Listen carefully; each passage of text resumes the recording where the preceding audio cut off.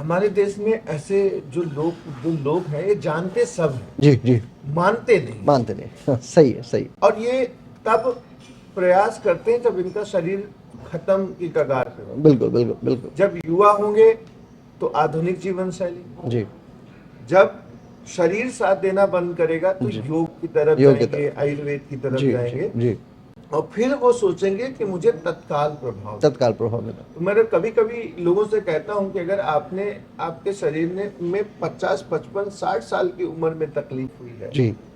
तो आप कम से कम 4, 6 महीने, साल भर का तो हाँ, शरीर को उस अवस्था में आने के लिए आने के लिए समय मौका दो। दीजिए। ये धैर्य नहीं होता लोगों जी के अंदर। जी और ऐसा नहीं कि आयुर्वेद और योग पद्धति को के नहीं करके वो किसी और पद्धति में जाते हैं, या एलोपैथी या होम्योपैथी, लाभ कहीं भी नहीं होता, वो जी। सिर्फ भटकते रहते हैं।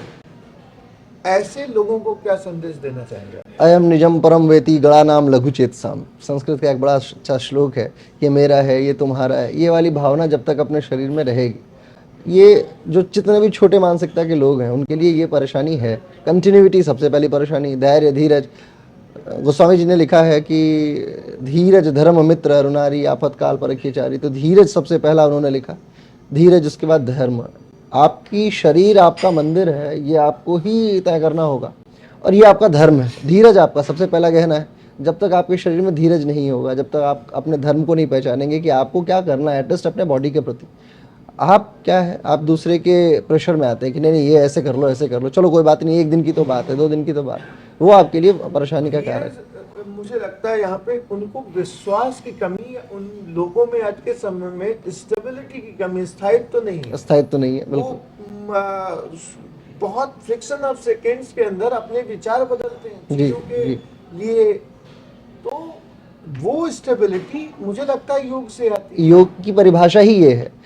योग की परिभाषा कहती है कि चित्त की वृत्तियों का निरोध करना। चित्त मतलब आपका थॉट, आपका मन, जो आपके अवचेतन में है, वो भी 3 प्रकार का डिफाइन किया गया।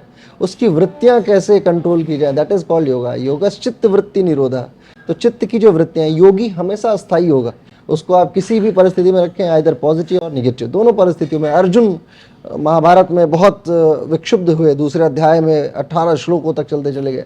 तो कृष्ण उनके सम्मुख आए और उन्होंने सिर्फ एक बात कहा कि सबसे पहले योगी बनो, धीरज धरने की कोशिश करो। जैसे ही तुम अपने अंदर झांकोगे, तुम्हें दिखने लगेगा कि तुम वास्तविकता में हो ही कौन। एंड ऑफ द पॉइंट आप पाएंगे कि आप कुछ नहीं है इस संसार में, इस ब्रह्मांड में, इस गैलेक्सी में, आकाश गंगा में। आप क्या, बहुत छोटे से तिनके के समान है। तो ऐसे में आप अपनी वृत्तियों को क्यों आकर्षित कर रहे हैं? अब इसके पीछे भी कारण है। इंद्रियां सबसे प्रभावी कारण है। लगातार इंद्रियां लोगों को प्रभावित करती हैं।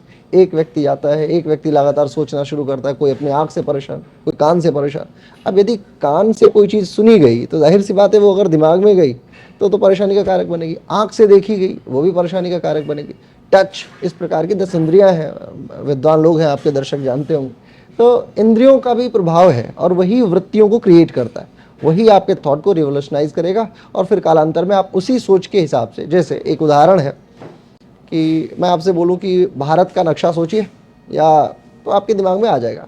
चलिए उत्तर प्रदेश में हम लोग बैठे हुए हैं, तो उत्तर प्रदेश का नक्शा सोचे, वो भी आ जाएगा। चलिए नोएडा का नक्शा सोचते हैं, तो नोएडा का नक्शा थोड़ा सा धूमिल आएगा। अब मैं बोलूं कि इस वसुंधरा का नक्शा सोचें, लगभग नहीं आएगा। क्यों? क्योंकि हमने इस बहुत सूक्ष्म लेवल पे काम करने का सोचा ही नहीं, हमने सीधे ब्रॉड लेवल पे सोचा। और ब्रॉड में भी इतने ब्रॉड नहीं हो पाए कि हम एशिया का नक्शा सोच पाए। चलिए एशिया का सोच लिया। अब मैं आपसे बोलूं कि डिजिबुटी का नक्शा सोचिए, आप सिएरा लियोने का नक्शा सोचिए। जिस चीज़ से आपका कोई औचित्य ही नहीं है, उस चीज़ को आप सोच ही नहीं पाएंगे। ये आपकी सबसे बड़ी खामी होगी एज अ आयुर्वेदा प्रैक्टिशनर। जिस चीज़ के विषय में आप कुछ नहीं जानते, ये आपके लिए सिएरा लियोने जैसा है। जैसे भारत का नक्शा क्या है आपके लिए, आपकी चाय। आपको डेली आपको चाय का पता कि चाय कैसे अच्छी बनती है, कैसे पीना है। लेकिन यदि मैं उसमें बोलूँ कि ये फला काढ़ा मिला के पी लीजिए, चाय का जैसा ही टेस्ट देने वाला ये, तो आपके लिए वो डिजिबुटी का नक्शा हो जाएगा। आपको लगेगा कि अरे ये मेरे पता नहीं काम आएगा, नहीं आएगा। क्योंकि आपका ग्राफ एक पर्टिकुलर लेंथ को ही फॉलो कर पाएगा, उसके पार आप कभी नहीं जा पाएंगे।